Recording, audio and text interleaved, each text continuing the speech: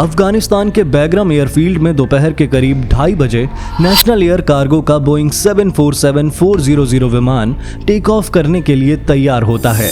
ये plane runway पर दौड़ना शुरू करता है और इसके पहिए धरती को छोड़कर हवा में उठने लगते हैं।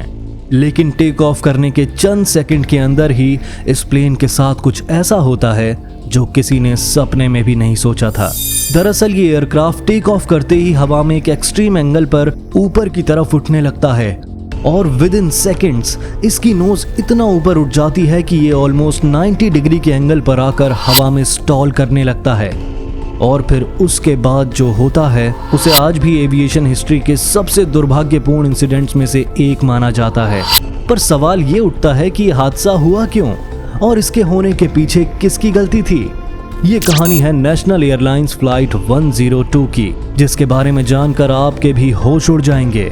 पर वीडियो शुरू करने से पहले हमारी गुजारिश है कि हमारे चैनल को सब्सक्राइब जरूर करें, क्योंकि हमारे हर वीडियो को बनाने में ट्रेनी पायलट, एडिटर्स और स्क्रिप्ट राइटर को बहुत मेहनत और खर्चा करना पड़ता है, जिस कारण रेगुलर वीडियोस बनाना हम लोगों के लिए बहुत मुश्किल हो जाता है। आपको और हमारा साथ ऐसे ही बना रहे और हमारा ये छोटा सा चैनल ऐसे ही आपको जानकारी भरे वीडियोस दिखाता रहे, इसलिए आज आपसे हाथ जोड़कर रिक्वेस्ट है कि प्लीज चैनल को अभी के अभी सब्सक्राइब कर लें। हो सकता है बाद में याद ना रहे, इसलिए प्लीज सब्सक्राइब बटन को अभी दबा दें। तो चलिए अब वीडियो को स्टार्ट करते हैं।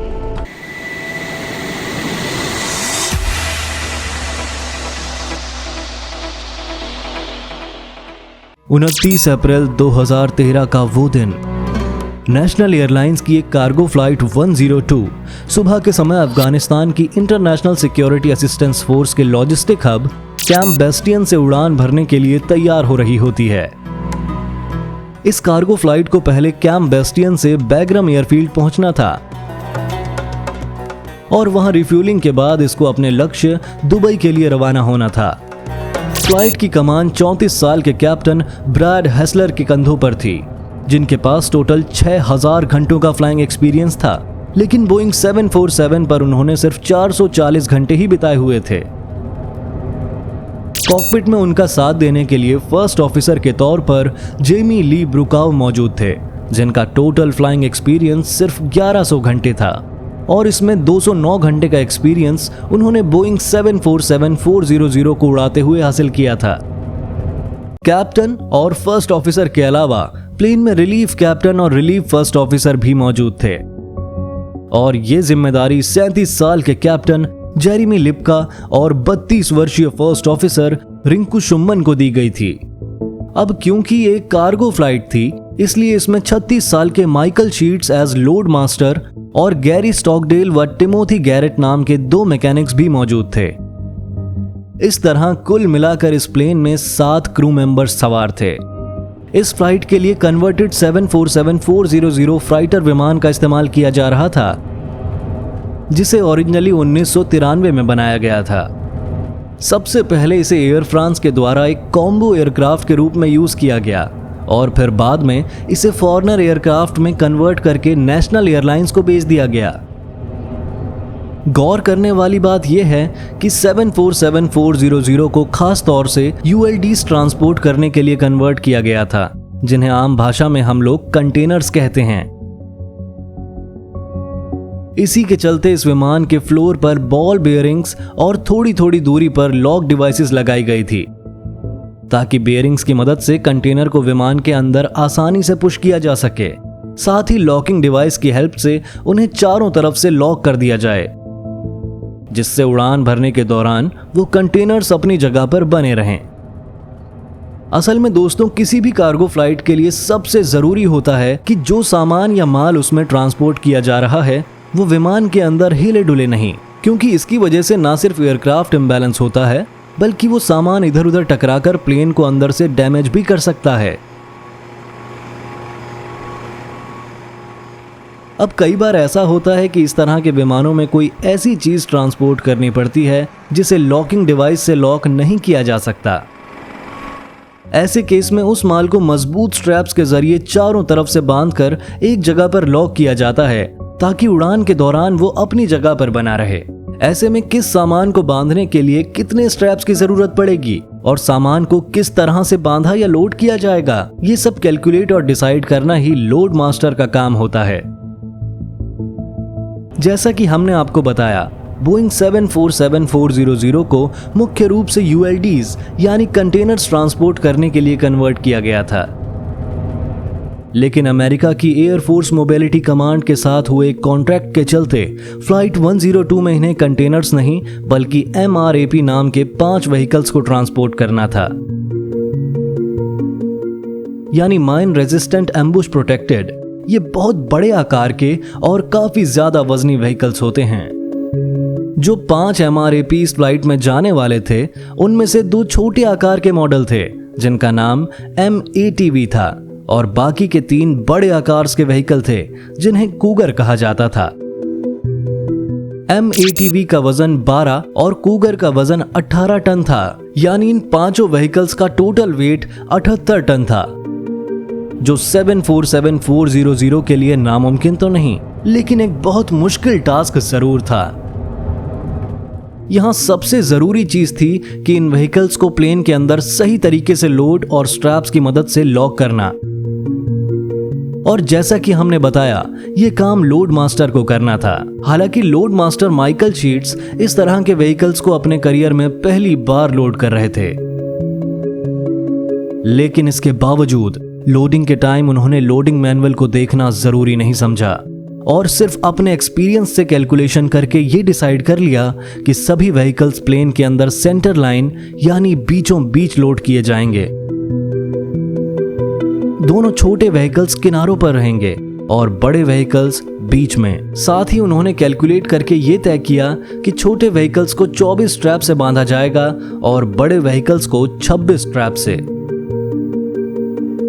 जबकि सही मायनों में इस तरह के व्हीकल्स को इनकी जगह पर स्थिर रखने के लिए कम से कम 60 स्ट्रैप्स का इस्तेमाल होना चाहिए था। सावधानी बहुत ही जरूरी है, फिर चाहे वो हवाई यात्रा हो या आपके घर की सुरक्षा। इसलिए हमारे आज के वीडियो के स्पॉन्सर हैं D3D security system and CCTV camera. D3D security system को आसानी से सिर्फ 10 मिनट में इंस्टॉल कर सकते हैं और पलक झपकते ही अपने परिवार को दे सकते हैं ऐसा सिक्योरिटी गार्ड जो हर वक्त उनकी सुरक्षा और हिफाजत के लिए तैयार है। D3D सिक्योरिटी सिस्टम के सेंसर्स आपके घर में इंफ्रारेड रेस का ऐसा अचूक सुरक्षा चक्र बनाते हैं जिसके कारण कोई भी अनजान आदमी आपकी परमिशन के बिना घर में दाखिल नहीं हो सकता। डिस्क्रिप्शन में हम आपको एक स्पेशल कूपन कोड भी दे रहे हैं जिसका उपयोग करके आप स्पेशल डिस्काउंट भी पा सकते हैं। और आइए इसी के साथ वापस आते हैं अपनी केस स्टडी पर। तो जैसा लोड मास्टर ने बताया, सभी व्हीकल्स को प्लेन में बिल्कुल वैसे ही लोड किया गया और ये प्लेन कैंप बेस्टियन से रवाना होकर 1.5 से 2 घंटे के अंदर अपनी पहली मंजिल बैग्राम एयरफील्ड पहुंच गया।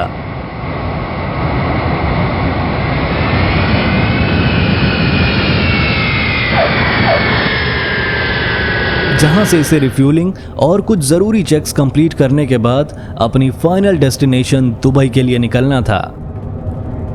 इस पहली फ्लाइट के दौरान क्रू को प्लेन में कोई खराबी या गड़बड़ी महसूस नहीं हुई, लेकिन बैग्राम एयरफील्ड में लैंड करने के बाद जब कार्गो को चेक किया गया तो पता चला कि व्हीकल्स को बांधने वाली कुछ स्ट्रैप्स टूट गई थी और ये चीज खुद लोड मास्टर ने अपनी आंखों से देखी। साथ ही दोपहर के करीब 2:30 बजे फर्स्ट ऑफिसर को बुलाकर उन्हें भी इसके बारे में बताया। इतना ही नहीं, व्हीकल्स को बांधे रखने वाली कई स्ट्रैप्स लूज भी हो गई थी, जिसकी वजह से व्हीकल्स कुछ इंचेस अपनी जगह से खिसक गए थे। जब कैप्टन को इसके बारे में पता चला तो उन्होंने इसे लेकर काफी चिंता जताई। हालांकि लोड मास्टर इन सब चीजों को काफी हल्के में ले रहे थे, लेकिन कैप्टन को व्हीकल्स का इस तरह अपनी जगह से हिलना चिंता में डाल रहा था। लोड मास्टर, कैप्टन और बाकी के पूरे क्रू के लिए इस बात का एक बहुत बड़ा इंडिकेशन था कि प्लेन में मौजूद व्हीकल्स को ठीक से और पहले से ज्यादा मजबूती से बांधने की जरूरत है। लेकिन दुर्भाग्य से किसी ने इस मामले को इतनी गंभीरता से नहीं लिया जितना इसे लिया जाना चाहिए था। खास तौर से लोड मास्टर का एटीट्यूड बहुत ही ज्यादा कूल और लाइट था, जैसे कुछ हुआ ही ना हो। खैर, रिफ्यूलिंग और बाकी की सारी फॉर्मेलिटीज होने के बाद ये विमान एक बार फिर से टेक ऑफ करने के लिए तैयार हो जाता है और दोपहर 3:25 पर फ्लाइट 102 को रनवे 03 से टेक ऑफ करने का क्लियरेंस भी मिल जाता है। क्लियरेंस मिलते ही कैप्टन प्लेन के इंजन को फायर करते हैं और प्लेन रनवे पर दौड़ना शुरू कर देता है। इस प्रक्रिया के दौरान प्लेन में कोई भी दिक्कत या खराबी महसूस नहीं होती और जैसे ही प्लेन अपनी डिजायर्ड स्पीड को हासिल कर लेता है, पायलट इसे हवा में ऊपर उठाना शुरू कर देते हैं।